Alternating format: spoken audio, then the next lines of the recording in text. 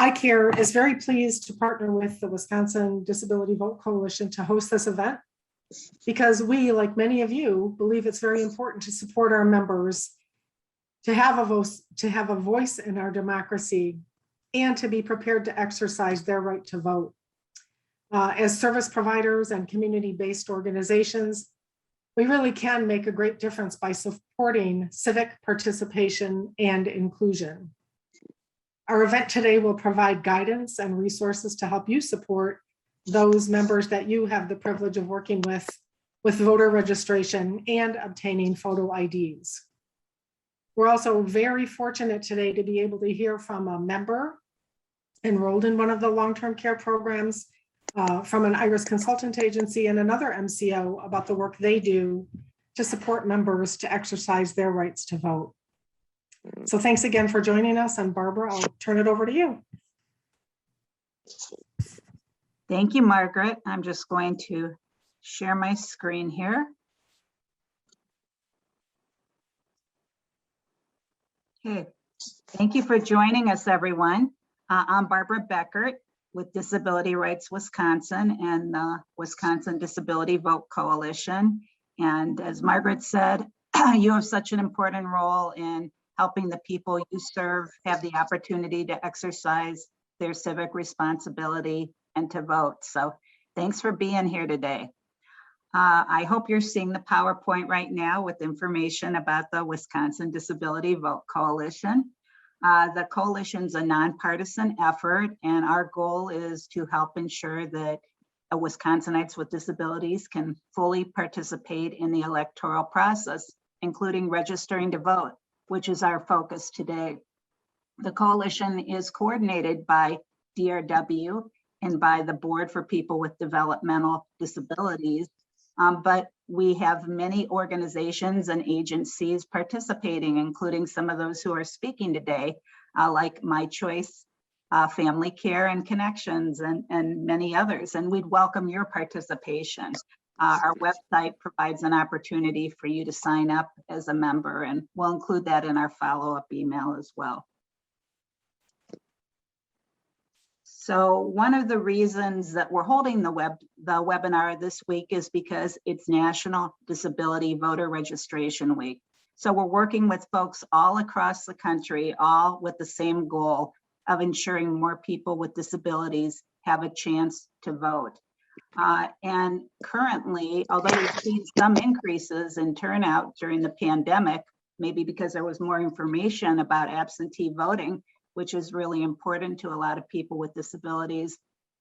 Overall, voter turnout from people with disabilities is still significantly less. We call that the disability gap. And in Wisconsin, it's actually a bigger gap than in other states. There's a gap of 10% between the percentage of individuals who vote and those with disabilities who vote. So we'd like to close the gap with your help. Some of the barriers we hear about are limited access to transportation, inaccessible polling places, lack of acceptable photo ID, something we'll talk about today too, the digital divide. So much of the information about voter registration and the tools to register to vote are online, but many people with disabilities don't have reliable internet access or a device to access the internet. So that's becoming more of an issue. And finally, we find that both voters and poll workers often don't know about the accommodations that are available and the rights of voters with disabilities. So we'll touch on that today too. Wisconsin is also a little bit unique in that we are one of just a few states, only 6 states, that is not required by federal law to have state agencies that offer assistance with benefits and other programs for people with disabilities also offer assistance with voter registration. We also aren't required to have the DMV offer assistance with voter registration. So if you think of it, the fact that 44 other states do have that requirement, Wisconsin is just one of a few that does not, you know, it's kind of telling. There are a lot of opportunities where people are getting help in other states and they aren't getting assistance here. And that is in part because we have same-day voter registration. To me, it doesn't make a lot of sense, because if you're not going to the polling place, you're not getting the benefit of that. But you might be going to your ADRC or to your county mental health department or income maintenance, and getting their help could be really important. So thanks again for being here today and being part of the solution, voters in our state. Voting is important for a lot of reasons. It's a civic responsibility. It gives folks a chance to have a voice in who the policymakers who make decisions about programs important to their lives are. And we really feel that service providers are a trusted point of contact, and you're in a unique position to help people, support them with the process of registering to vote and getting photo ID. So we'll be getting into the nitty-gritty of that very shortly. Before I turn it over to our speakers, I just wanted to mention a few tips to help our meeting run smoothly. First of all, we hope that you will keep yourself muted. We'll have a few opportunities for questions, and at that time, you can either put your questions in the chat, and feel free to put comments there as well. Otherwise, we'll ask you to unmute at that time, but that really helps with the background noise. And in addition to that, if you're having trouble with your connection, sometimes it helps if you turn your camera off. You don't need to do that, but we find that that can help with getting a better connection. So on that note, I am going to turn it over to Dee Herr, the My Choice Member Advisory Committee Chair and a great champion for voting rights. I'm going to stop sharing my screen, and we'll be able to, you can use your feature to spotlight Dee, and we're so grateful to have you here today. Welcome, Dee. Thank you so much, everyone. Good afternoon. My name is Duzong Herr. I go by Dee. I am a member in family care with My Choice Wisconsin. I am also the chair of the My Choice Wisconsin Member Advisory Committee, which is a group consisting of multiple members within My Choice Wisconsin, and we meet together to just provide a voice for the membership. I'm also a volunteer with the Disability Vote Coalition. As a member who happens to be disabled, I see firsthand some of the barriers that people within my community experience when it comes to being able to vote and wanting to vote. And I'm able to provide a voice for some of those people, just to be able to allow them to and encourage them to vote. I find that as a member, when I speak to another member, we are on the same playing field. So when another member sees that I am able to vote, they are more willing to want to vote. And not just that, but I can encourage them to seek help from their care teams in order to be able to speak up and vote and get the things that they need, whether it's registration or an ID, to simply be able to vote and get their voices heard. As part of the Member Advisory Committee, we have been able to do multiple things to encourage our members to seek help in voting, as well as to encourage care teams to be able to help their members to be able to vote. One of the things that our team does weekly is we have an email that we email to all of our staff. So all the care teams, all the care managers, as well as the nurses, as well as the other support staff that help our members. We've used this platform to be able to provide information about how to help their members. And that includes ideas on how to get identification, as well as where they can help their members to register. And also, we also then include phone numbers, as well as the hotline phone number, to just be able to call and get assistance and help their members get registered and get ready to vote. We've also used this platform to remind our care teams as to when an election is coming up, so that they know to be able to help their members. We also have a member newsletter that goes out quarterly. We have used this newsletter to be able to share when elections are, as well as to give all that information about the member services hotline so that they can call. We've also used that newsletter to share about how we can get photo IDs, as well as to how to simply register online so that they are able to register to simply be able to vote.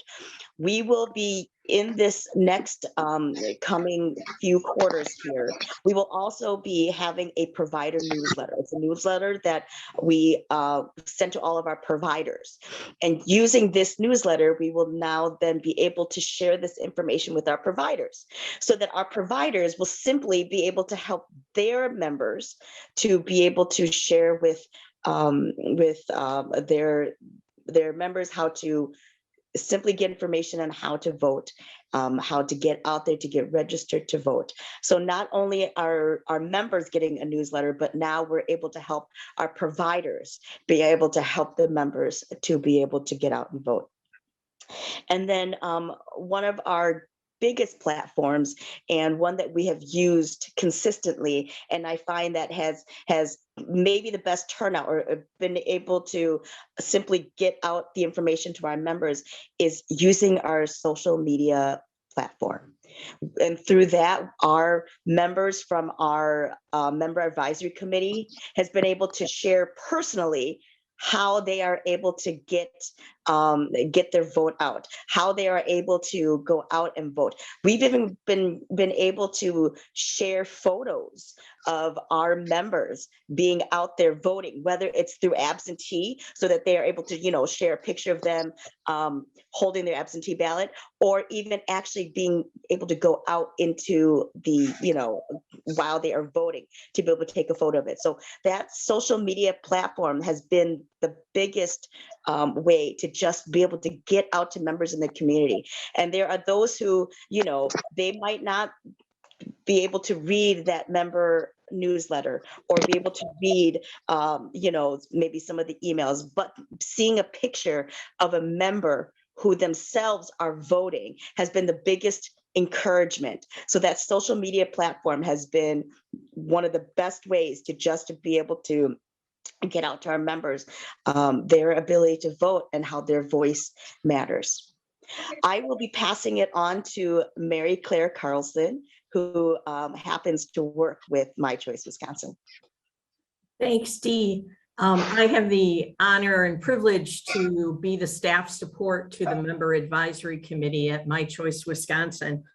And I really want to highlight for all the organizations that are here to really encourage not only to have a staff person like myself as a part of the Disability Vote Coalition, but to encourage one of your members, like with us, Dee, to be able to be a part of that as well. I think it makes a huge difference for the coalition, and it's a huge difference for the way information can get back and get shared. Also along that line, just wanted to just also make mention that we're very proud. We have one of our members who got some notoriety a couple of years ago because she worked with the court to get her right to vote back. And one of the things that I think is really important and one of the barriers for people is not knowing if they have guardianship, if they can vote. And so one of the things that any organization, but especially those in long-term care, can be supportive of members is to help identify that and then be able to get connect people to the resources that they need to be able to do that. And that's also why at My Choice Wisconsin, we also work with our supported decision-making and trying to find other options that don't take away voting rights by which people can get support. Our most unique, I think, avenue by which we have worked over the last, we started it in 2020, so it's well over a year and a half, is we created a position, not a position, but we created something called voting champions. And how that works in our managed care organization is for all the GSRs that we serve, we tend to have what we call, there's a CMU, a care management unit that represents that area. And so what we did in 2020 and have continued on, because we knew it was such an important election year last year, is worked with the program managers at the care management unit level to identify someone who would be willing to be the voting champion for that care management unit. And then that was the person that I was able to share information with as time went on, to be able to let them know about resources, information. And then it was the voting champions who at their monthly meetings could then share that information, provide the handouts, and make it a much more personal connection to the care management units to be able to get out that information. So we would just highly recommend that if any other organizations have anything similar in their breakdown, that they might consider doing something like that and creating voting champions to be able to help spread the information across the entire organization. So it's my pleasure to introduce an amazing advocate. His name is Kevin Fetch. He also happens to be the director of Connections at Lutheran Social Services. Take it away, Kevin. Thanks, Mary Claire. So as Mary Claire said, my name is Kevin Fetch. I am the director with Connections. We're an Irish consultant agency in a business unit of Lutheran Social Services. I'm also a parent of a 24-year-old young man with a developmental disability who has never missed the opportunity to vote. IRIS, like family care, is a home and community-based service waiver. And what we do is we like to focus on the community piece. We have a specific training to community. Within that training, we talk about voting rights. Being a community member has responsibility, and voting is a responsibility for all of us. It's a right, but it's also a responsibility. We have conversations because many people are misinformed about their right to vote. They think because they have a disability, they lost their right to vote. We remind people that it is the courts that take away your right to vote, not by mere birth with a disability doesn't take away your right. Your right is only taken away by the courts. My wife and I are on opposite ends of the political spectrum, but we both felt it really important that our son not have his voting rights taken away when we chose to go through guardianship. He can make choices. He knows right, he knows right from wrong. He knows, he understands the issues that impact him. His local elected officials know him. And it's really important that we're sharing that information with the staff as they come into Connections to allow them to feel confident in having those conversations with their participants moving forward. We share transportation rights or options with people. I think Uber and Lyft in the last presidential election offered free rides. We've had people say, I can't get to the polls.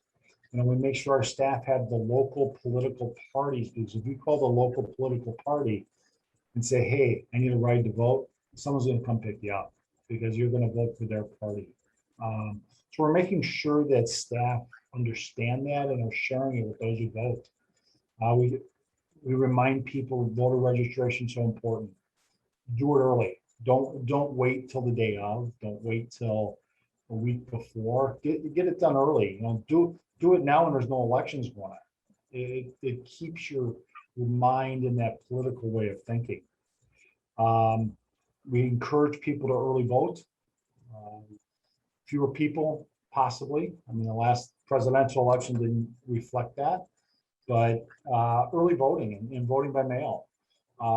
Because of the pandemic, and I had some health issues, my son and I both vote by mail now.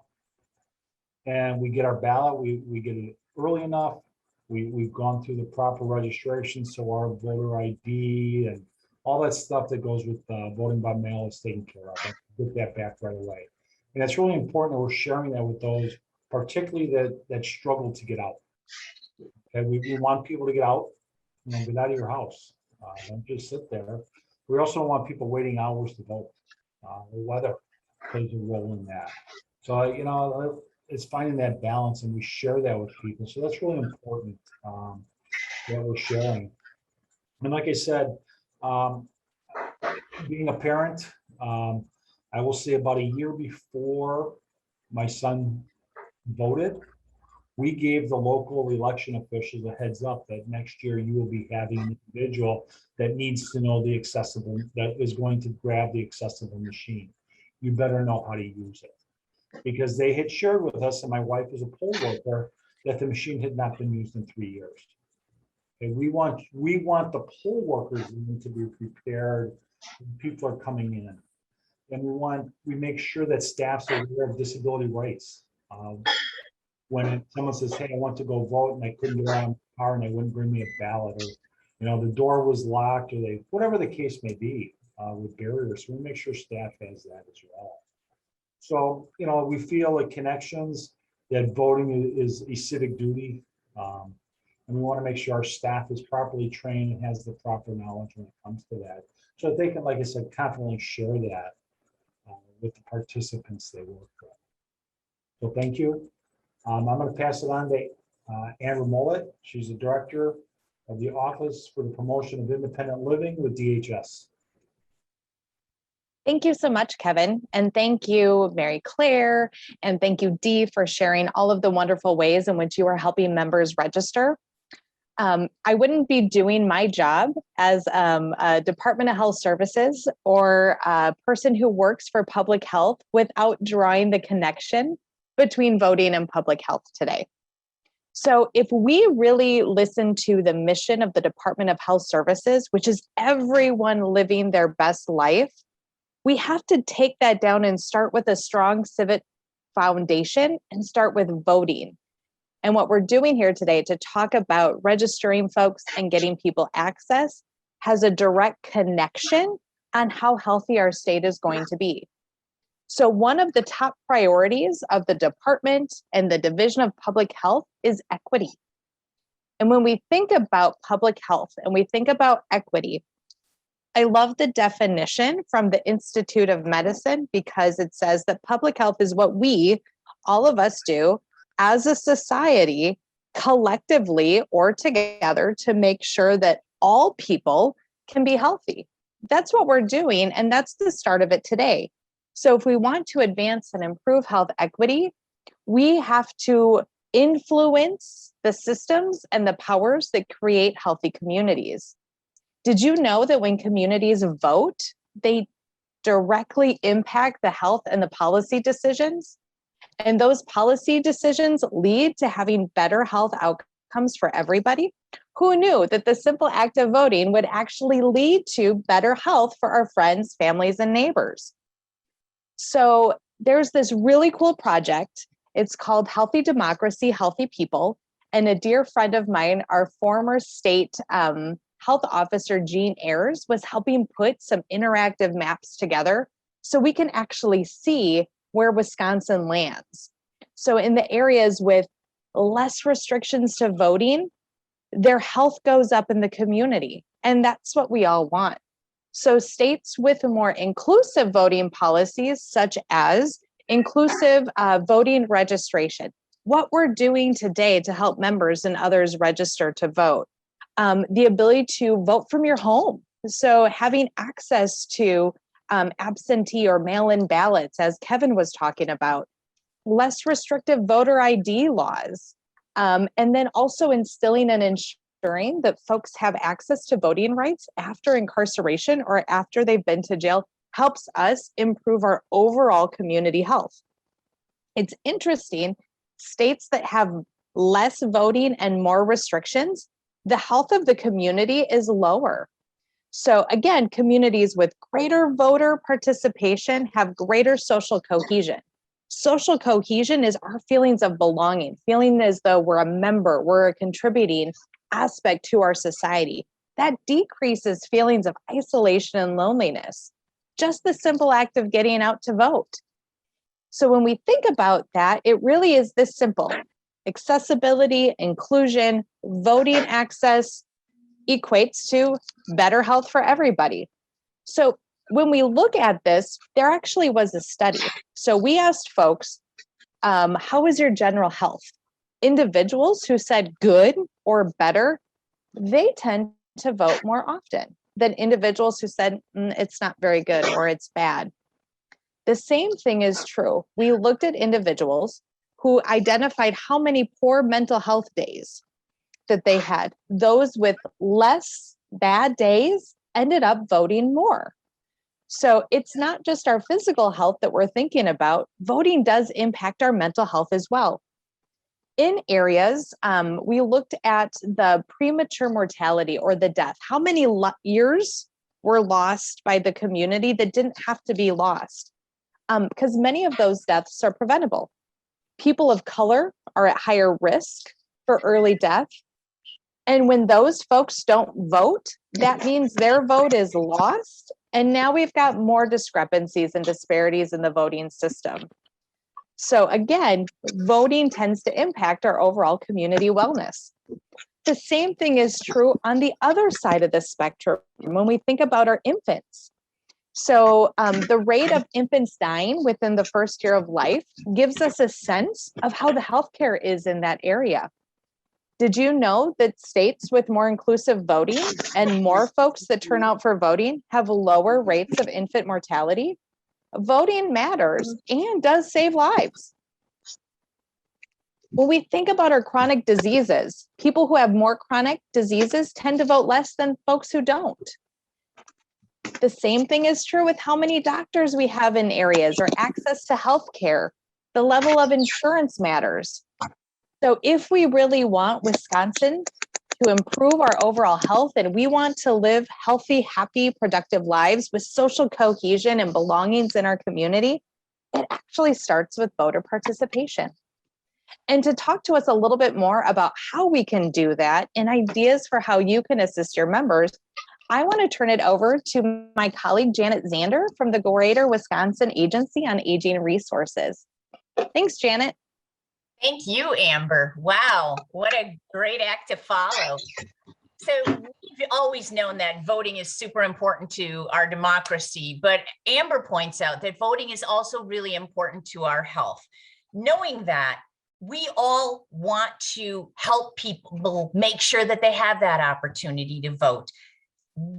Those of us who are community agencies and providers can help people overcome some of the barriers that are currently standing in their way. And I want to talk about a few of those ideas and ways that we can help support members in our communities. It starts out by us just being aware of the fact that so many of the older adults and people with disabilities in our communities face these barriers, and for us to think about our agency and how we connect with those community members in a way that we could create a plan to reach out to those members around voter registration. Is it through the phone calls? Is it through our home visits? Is it through the mailings, our newsletters, the bag stuffers we put out? Is it how in what ways could we make sure that we're communicating and assisting people with voter registration? Some of the ideas that we've had are, could you include a question about voter registration in an intake process? So many of us have different intake processes that we need to use for our various programs. Could we just add one question in there to make sure that we're asking people if they are registered and if they need support to register? Could we ask our staff who are already doing home visits, not to make additional, but to include in those visits, sharing some information about voter registration? Could we designate a staff member who could join our Disability Vote Coalition, be that liaison between the coalition and your agency to share the great resources that are available from this coalition? These are just some of the ideas and ways that you could easily get involved, recognizing that you are all incredibly busy with very many things, but this is such an important issue that we're looking for ways that you could easily incorporate these things into the work that you do now.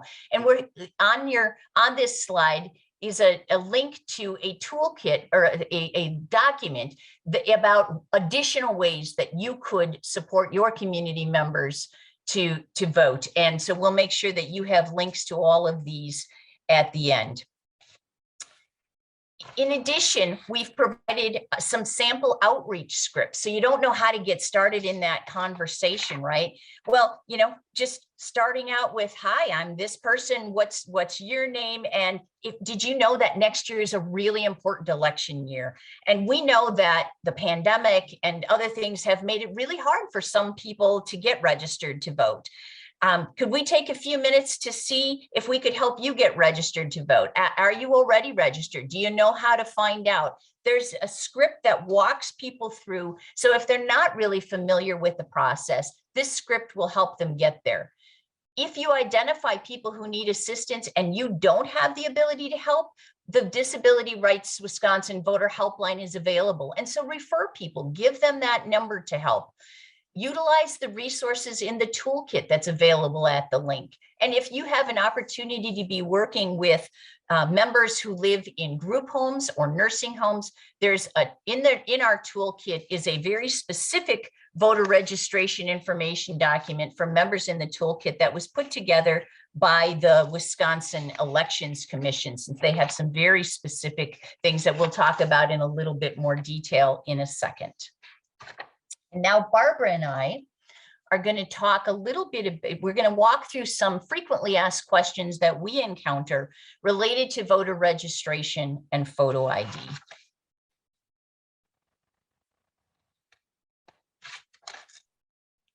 Thanks, Janet. And I too want to thank our community panel.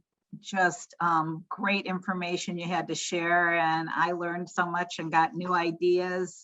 So really appreciate the work that you are doing out there to connect the folks you serve, inform them about their voting rights, and ensure that they have a chance to participate in our democracy.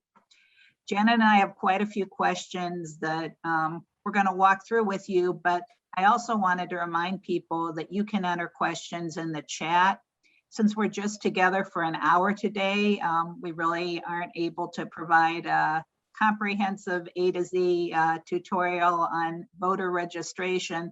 Instead, what we wanted to do is touch on some of the questions that our agencies hear the most often, both from voters and from people like all of you who are trying to assist your members. So we hope this will give you some of the important stuff. And as Janet said, you don't need to know it all. There's a lot of help available. You can contact the DRW Voter Hotline, contact your clerk, contact the Wisconsin Elections Commission, League of Women Voters, a lot of great resources out there for you. So to start at the beginning, who's eligible to vote in Wisconsin? You do have to be a US citizen, at least 18 on or before Election Day. Residency, and this changed relatively recently. So the current law is that you have to have lived in Wisconsin for 28 days prior to the election. A lot of people with disabilities are just as involved, especially people who have a mental illness. Unfortunately, people often end up in the justice system, and that can cause confusion about voting rights moving forward. So that's something where you can help to provide clarification. So if an individual is not currently serving a sentence, if they're not on paper for a felony conviction, they generally are eligible to vote. And we have some great resources in our toolkit that address that specifically, and really come across some sad situations where people have gone for years thinking that because they had been in jail or prison, that they were never going to be eligible to vote again. And that's not the case. So you can help get the word out.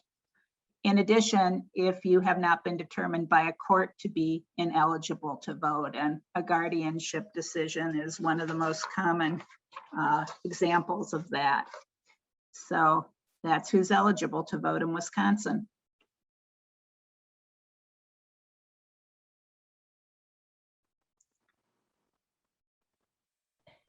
So moving on, our next question that we often get is, well, who really needs to register, right? Well, certainly first-time voters, right? These are the folks who've never voted before are going to need to register, but there's a lot of other folks who need to register who don't always think about that.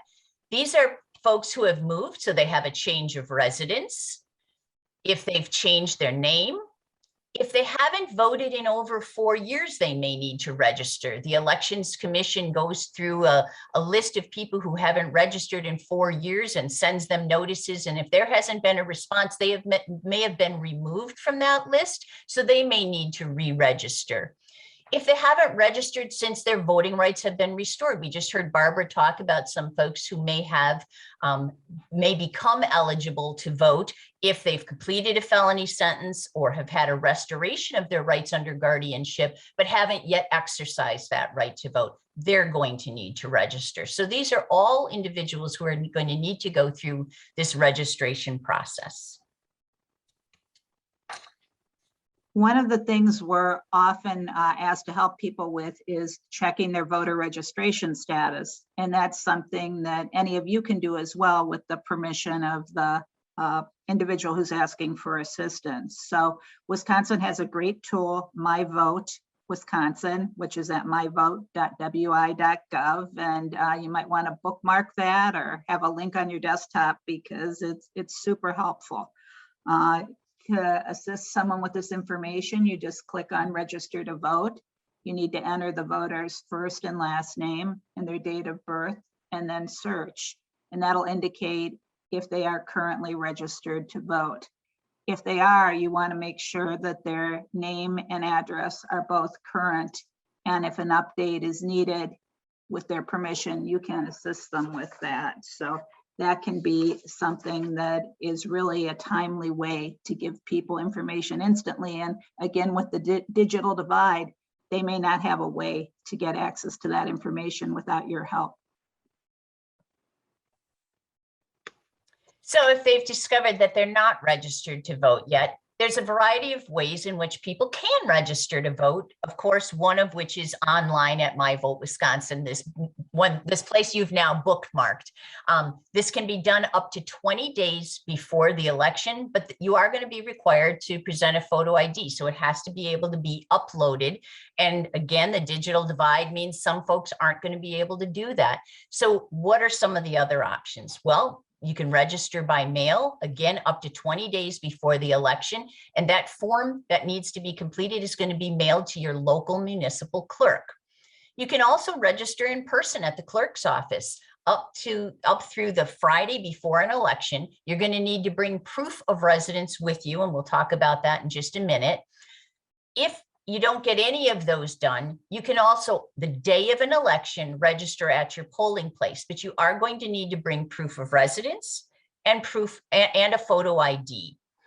For voters who live in a residential care facility, they might be able to register through their special voting deputies if their facility has access to those, and if those special voting deputies have also been appointed as election registration officials. And we'll go through that in a little bit more detail in a minute, but not all special voting deputies are election registration officials.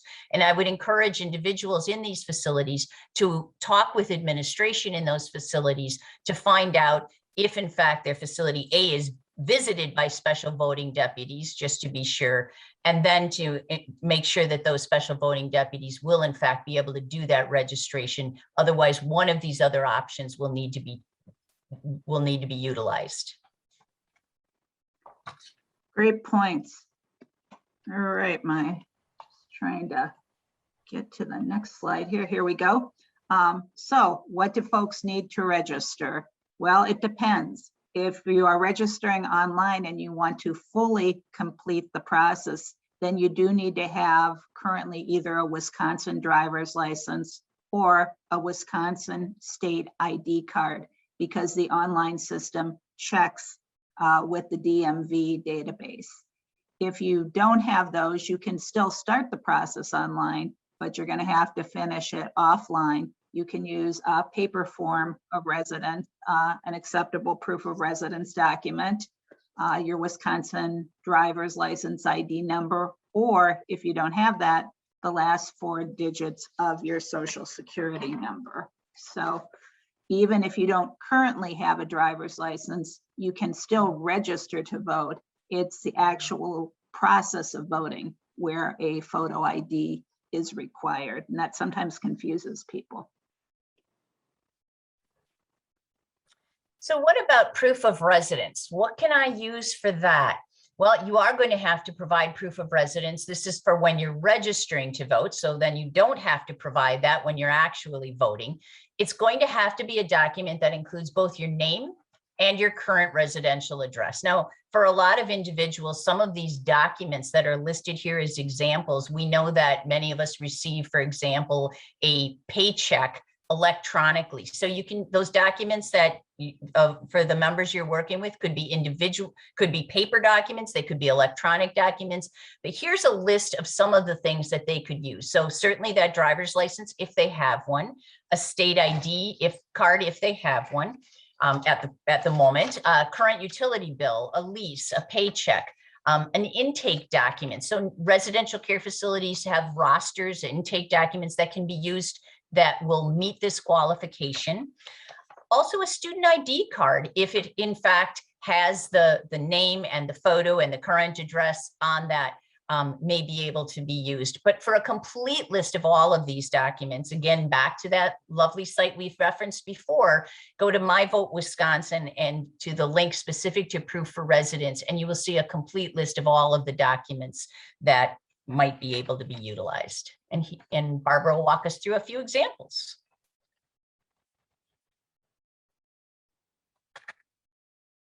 Actually, I'll walk us through a few examples. So you can see here the utility bill, the paycheck, a Wisconsin driver's license, real ID or not, a hunting license. So maybe that's something, looking at some of these that maybe you wouldn't otherwise think of, a check from the IRS, your bank statements. Lots of banking is done online now. But again, is there a bank statement that you get in the mail? Is there a bank statement that's online? Does that include the individual's name and address? If so, that could count. The student IDs, a fee receipt. So lots of different ways to prove, to document that and bring that with you or send that in, depending on how we're doing this. But these are the kinds of things you might want to consider, especially given that some of our folks are not going to have photo IDs or driver's licenses. Yeah, thanks, Janet. Kevin had some really great remarks to make about individuals under guardianship and how important the right to vote is, and the guardianship shouldn't be a barrier. And so we wanted to share a little information because we get a lot of questions about that, and please don't hesitate to call the helpline or refer people to us. So in Wisconsin, someone who is under guardianship does retain the right to vote unless the court specifically removes that right. And that is something people often are unsure. They don't know whether or not they lost that right. So if they're not sure about it, you can refer them to this form. It's a big mouthful: determination and order on petition for guardianship due to incompetency. And that's what will show whether or not they lost the right to vote. And people may need some help obtaining this. And in our toolkit, we have a brochure that gives a little bit more additional information about the process for getting that paperwork. So that might be something you could assist someone with. The language, as I said, won't say that the right has retained. If the box is not checked, then the person still has the right to vote. It's important also, as Kevin noted, that incompetency for voting purposes can only be determined by a judge. Sometimes we'll hear a family member or a staff person say, oh, I don't think that they should be voting. In my opinion, they're not competent to vote. That decision is only up to our legal system to make. So someone does retain that right to vote if they wish to exercise it. So if you're assisting someone under guardianship, they're not sure if they have the right to vote, again, you could help them with getting the paperwork. It's about $2 typically for a copy. A few other ways you can do that as well. You can contact the municipal clerk for their community they do retain a list from the state of individuals adjudicated incompetent and ineligible to vote. And a person who's lost that right to vote may petition the court to restore their right. And we have put together a document that kind of lays out step-by-step the process to go through. And we're hoping in the future to set up a pro bono attorney assistance program, knowing that some people might need a hand from an attorney with this process. But don't hesitate again to give us a call. And those resource materials are in the toolkit. So check it out and please help us get the word out. So what about those voters who live in care facilities? First of all, which care facilities actually have special voting deputies who are coming to them? Well, Wisconsin law does require municipal clerks to appoint 2 special voting deputies to conduct voting in specific residential care facilities. This includes skilled nursing facilities, community-based residential facilities or CBRFs, qualified retirement homes, residential care apartment complexes, and adult family homes if they're licensed and certified by the state. Additionally, the facility has to have at least 10 residents. So some of our smaller facilities are not going to qualify for special voting deputies, and have at least 5 individuals living there who are registered to vote, and at least one of them must have requested an absentee ballot. So you can see it kind of whittles down to see who's actually going to have special voting deputies coming there to assist those residents. Becomes really important then that we know who's registered to vote in those facilities in order to know, do we have 5 members who are registered to vote? And do we have 5 members who are interested in voting and maybe could get help registering to vote, right? So that we can get the additional help from the special voting deputies. So can the special voting deputy actually help somebody register to vote? Well, a lot depends on that. First of all, as I mentioned earlier, the special voting deputy has to also be appointed as an election registration official. Many are, but certainly not all of them will have that status. Timing is really interesting here as well. If you look at the time frame by which special voting deputies can conduct these visits, you'll see that they're able to help people up until their visits can occur up until the 4th Monday before the election, and no later than 5 p.m. on the Monday before the election. So the time frame that they can come is all the way up until 5 p.m. on the Monday before the election, which could be on Tuesday, right? But registration in the community, voter registration in the community, ends up to 20 days before the election. So if their visits are occurring earlier in this time frame, they may be able to help people register to vote. But if they're coming towards the end of that period, they're going to be past the period where they're eligible to help community members register to vote. So they may or may not, depending on when those visits get scheduled.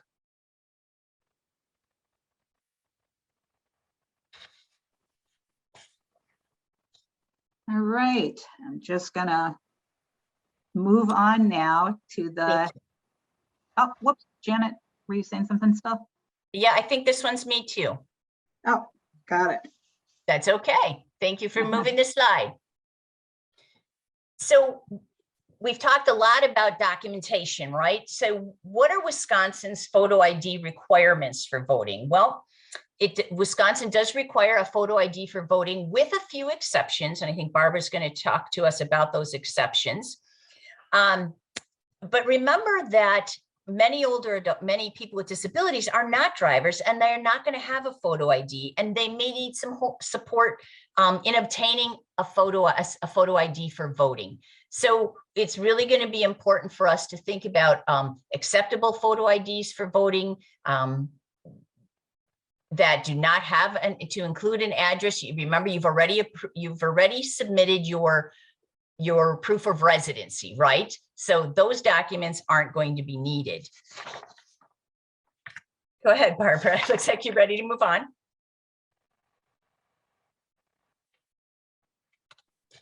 Thanks, Janet.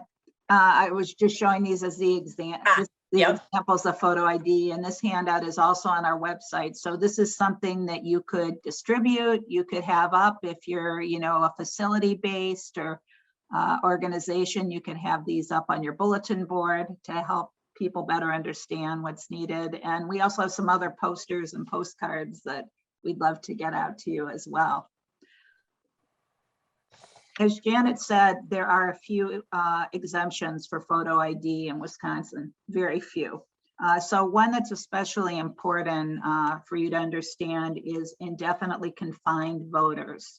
So it's a term that often causes confusion, but to explain quickly, if a voter has a difficult time getting to the polls on election day due to age, illness, infirmity, or disability, they can select the option of being an indefinitely confined voter. And what that means is that they always want to vote absentee. They want to be a permanent absentee voter and always have that ballot sent to them. As part of that status, they are not required to show a photo ID. They may choose to do so if they have a photo ID, but they're not required. And we find in the work that we do that there are many people with disabilities and older adults who don't have a current photo ID. They're people who maybe because of their disability, health condition, or frailty due to age have a difficult time getting out, and getting that photo ID at DMV can be a pretty difficult process for people. So this is an important option for people, and it's one that's been getting a lot of scrutiny in our state as well. We support clarifying the requirement and changing what it's called, because people want to do the right thing, and when they hear indefinitely confined, they're often confused by the term and not sure what it means. I hope that the background we shared gives you a little bit better idea of that, and we're happy to answer any questions, or the Wisconsin Election Commission can. Couple other folks, categories who are exempt: folks in special care facilities, as Janet mentioned before, confidential electors. These are often someone who may have been a victim of domestic violence, for example, and has a restraining order, and they're exempt from providing their name. And then active military and permanent overseas voters. So I'm not going to walk through the actual process for going to DMV and getting that photo ID, because we're want to have a little bit of time to open it up for discussion, and we just have 5 minutes left. But I do want to point out to you that both here and on our website, we've listed a number of different resources that are available. And what I've heard when we've received calls from people, in some cases they'll be saying, I've been trying for years to get a photo ID, but I need help from my care team. I don't have my birth certificate. I don't know how to get it. Or I need help both getting to DMV and having someone come inside with me, because it's such a confusing process. So I just wanted to plant those seeds that this is an area, again, that can take some time and can be very intimidating for people. So this is an area where you could really make a difference for people by helping them with that photo ID process. And photo ID isn't only important for voting. If you don't have a photo ID, that can cause a lot of difficulties for people. So we hope you'll take a look at that. So I'm going to skip a few slides ahead to our wrap up and next steps, and turn it back over to Janet. So you can see we've really pointed out a whole bunch of areas where you could insert your voice, your energy, your resources to assist community members around voter registration, around obtaining a photo ID if needed. We'd love for you to be thinking about, has one idea sparked your interest? And if so, could you throw that in the chat and give other webinar participants an opportunity to think about, oh yeah, we could do that too. Share an idea with us. Let us know what you're thinking you might be able to do. Please check out our voter registration resources toolkit. There's a lot of great ideas and great information to make this easy for you. The Disability Vote Coalition has put together so many great resources from many partners that really will help you through this process. So don't be intimidated and join the coalition. You have access to training and resources and opportunities to just, participate and let us know how we can even be more helpful to you as members of the coalition and members of the community. Share what we're already putting out there on Facebook and Twitter. The Disability Vote Coalition tries to post, especially during big weeks like this, during National Disability Vote Registration Week, but other times as well throughout the year. Just advancing those and making sure that we can get a big splash is really helpful and an easy lift for all of you.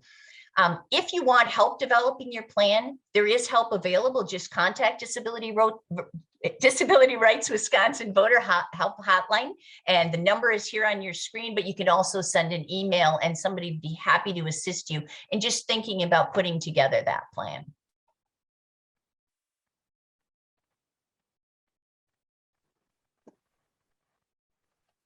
Well, thank you so much, everyone, for joining us today. We'd love to hear from you. Please feel free to put any closing thoughts, any ideas that might have sparked interest that you heard about today, or any next steps that your organization might want to take in the chat.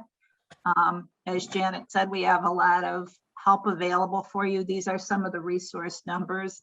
The PowerPoint is not posted on our website quite yet. We make all of our documents accessible for people who use screen readers, so that takes a little bit of extra formatting and tagging, but this will be up next Monday, and we're going to send you a follow-up email, both with a link to the resources and also with a request to, again, ask you to respond. We'd like to hear your ideas, and we'd love to have you become a member of the coalition. So last chance to ask any questions or make any final comments.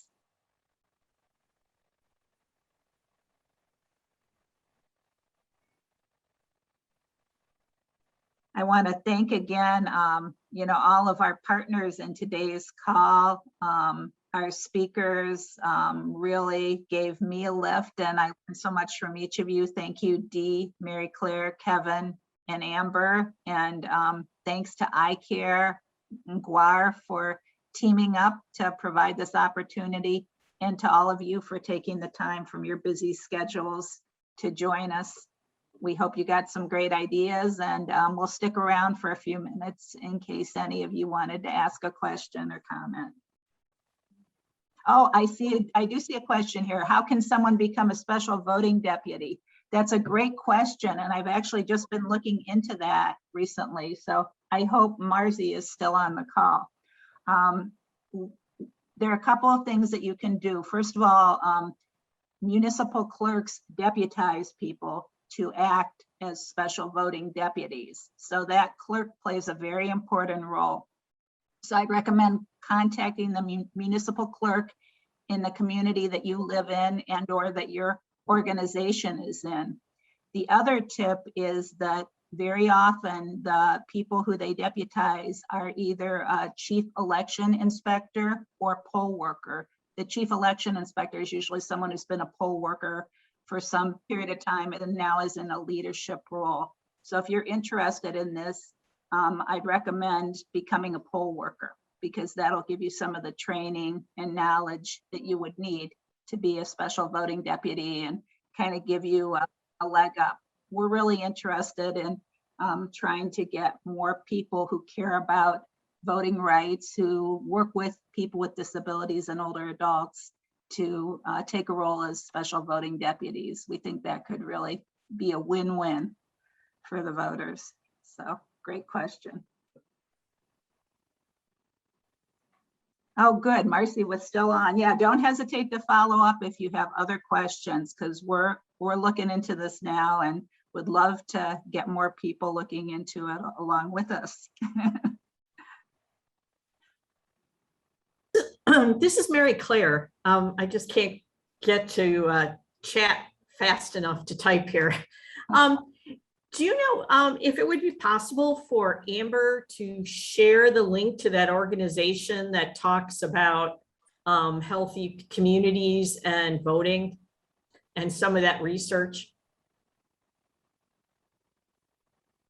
Yeah, I was really intrigued too. That would be wonderful, Amber, if you could share. I don't know, she might have just signed off, but We can follow up with Amber and try to get a link that we can share out to participants, because I think that's fascinating information and information we might be able to use again for other things. So yes, great question, Mary Claire.